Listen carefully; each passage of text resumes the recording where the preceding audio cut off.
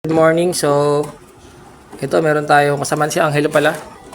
Boy, kaway sa camera. Ayan. So, ito, linis natin to. Hindi siya lumalamig. Nakakalam dyan. Kinabali, natin to. Chinek up muna natin bago natin linisin, syempre. So, upon check up, nakita natin, palyado na yung capacitor niya. So, wala na siyang reading sa, niya, sa kanyang herm. At meron na lang siyang 0 point something, tapos sa pan niya 2 point something na lang din. Ang reading niya ay dapat ay 15 plus 3. So yan, pumutok na yung capacitor niya. Yan ang maraming dikit-dikit. So yan, chinek na rin natin yung capacitor, yung compressor niyan, syempre. Baka mamaya kasi sira na yung compressor. Magpapalit pa tayo ng capacitor, sayang. So chinek natin yan, pati yung overload natin. May reading naman siya. Tapos boy, pakihigpitan ako nito boy. Pasuyo ko boy. So yun lang, palitan na natin siya ulit. Tapos mamaya, checkin natin kung okay na yung lamig niya. So nga pala, 60%, 70% ng mga non-inverter, ito lagi na pumapalya. Yan, capacitor niya. Yan, capacitor lagi.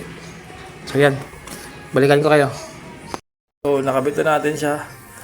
Lupak na natin. So testing na natin.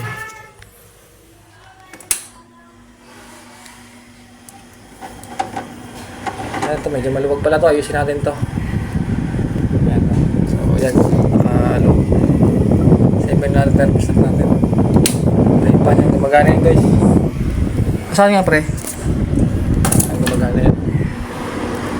Lakas na, di ba? Ayan. Ay yung high pa niya. Kasi yung na. So, local na natin siya, no?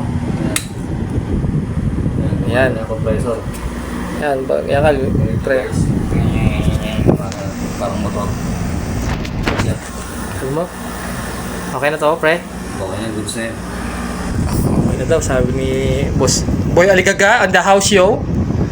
So yan, gano'n na siya. Natin yung yellow. Yellow check. Siya, laser. Yung yellow na yan, normal lang yan guys ha. Pero dapat yan mawala within 3 to 5 minutes or 10. Basta kailangan mawala yan. Kasi pag hindi yan nawala at kumapal, dumiretso dito, ibig sabihin may problema yung preyon niya, mababa na yung karga. O yung thermostat. Wala, thermostat. Hindi, gumagana yung compressor. Pwede rin ko thermostat, pero iba-iba kasi.